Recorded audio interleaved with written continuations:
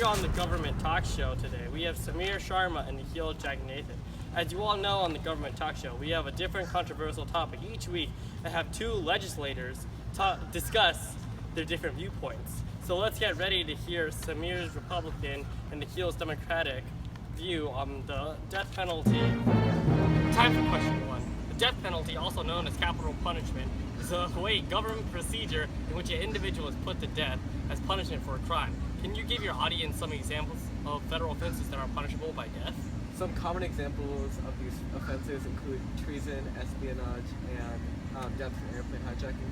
Some more common examples include various forms of murder, including those of hostages, presidents, and drug-related murders. And what forms of the death penalty occur in today's society? Well, 33 states currently authorize lethal injection, and they're mostly just southern and rural states.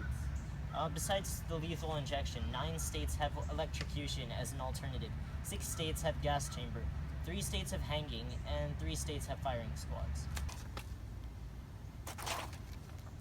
Okay, what were the origins of the death penalty in the United States, and has it been legally challenged before? Great Britain's practice of the death penalty contributed to the existence of the death penalty in the United States. The first recorded death penalty in America occurred in Jamestown, Virginia, for espionage. The abolitionist movement against the death penalty began in the early 19th century, when Michigan became the first state to abolish the death penalty for all crimes except for treason. And it was followed by Rhode Island and Wisconsin, which completely eliminated the death penalty. In the mid-21st century, the government tried to find more humane methods of execution, leading to the first lethal injection in 1982. Public support for the death penalty has gradually decreased and was at an all-time low in 1966, when only 42% of Americans supported it. 55% of Americans currently support capital punishment. The number of capital punishments has dropped from 1,289 punishments in the 1940s to only 20 in 2016. The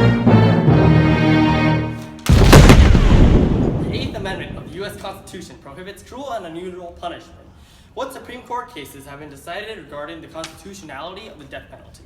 The case, Greg v. Georgia, states that the death penalty does not constitute cruel and unusual punishment and is therefore legal. As a result of Roper v. Simmons, the death penalty is unconstitutional for individuals younger than 18.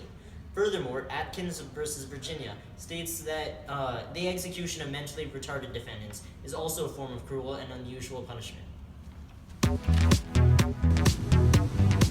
Now that our viewers have some background information about the death penalty, I would like to hear two opposing viewpoints on the death penalty from Nikhil and Samir. 81% of Republicans support the death penalty. Republicans believe that the existence of the death penalty decreases murder rates because the fear of facing such harsh consequences limits the number of people who commit the crimes. Republicans, including myself, believe that the death penalty is acceptable for serious crimes, including rape and murder, in order to protect the right of victims of violent crimes, and should therefore be implemented in all states. Democratic support for the death penalty has dropped significantly in the last 3 decades, by almost 30% due to false or innocent executions. Around 50% of Democrats currently approve of the death penalty.